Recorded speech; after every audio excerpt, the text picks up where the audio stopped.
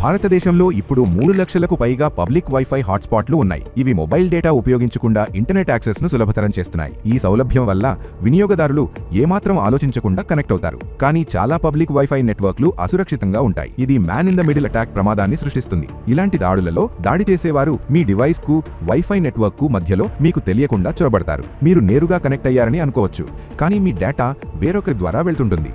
Cyber నేరగాళ్లు చట్టబద్ధమైన వాటికి దగ్గరగా పోలి ఉండే నకిలీ వైఫై నెట్వర్క్లను కూడా ఏర్పాటు చేయగలరు. వినియోగదారులు కనెక్ట్ అయ్యి లాగిన్ చేయడానికి ప్రయత్నించినప్పుడు వారి సమాచారం అడ్డగించబడవచ్చు.